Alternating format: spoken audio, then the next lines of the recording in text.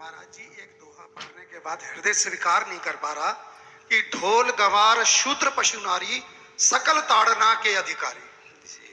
इसमें गोस्वामी जी ने बहुत सूक्ष्मता से वर्णन किया। महापुरुषों के वचनों को हम सूक्ष्मता से समझ पाए। प्रायः ऐसा कह करके हम कहीं कहीं माताओं बहनों की अवहेलना करते हैं, कई जगह हम इसका प्रयोग कर देते हैं। अरे वो गोस्वामी जी ने लिखा है ढोल गवार शूद्र पशु नारी सकल ताड़ना के अधिकारी।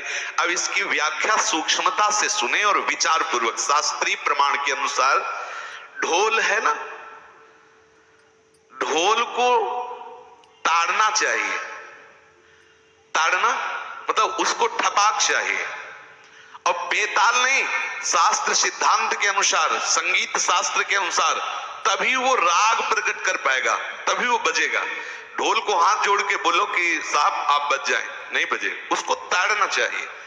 अब ताड़ना शब्द चारों में एक जैसा नहीं लगेगा, शब्द एक ही है ताड़ना, लेकिन ताड़ना के अर्थ अलग अलग हैं। जैसे कनक है, एक ही शब्द है कनक, लेकिन कनक कनक ते 100 गुनी मादकता अधिकाए, वा खाए बोराए जग या पाए बोराए। बोले कनक ही शब्द है।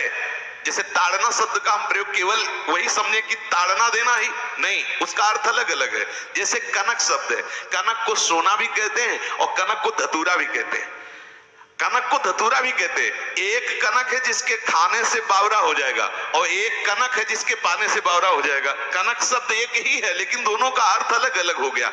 ऐसे ही ढोल में ताड़न का तात्पर्य है उसको पीटना, लेकिन वो शास्त्रीय संगीत के आधार पर उसको ताल देना।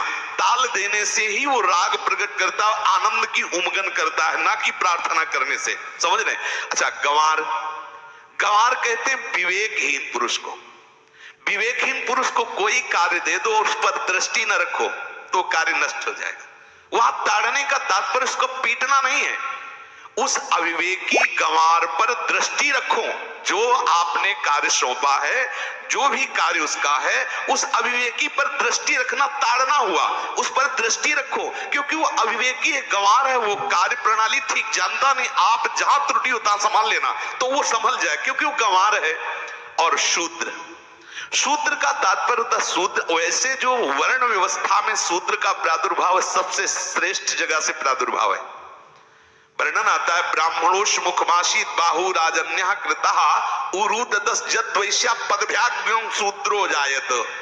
भगवान के श्री चरणों की ही वंदना होती है।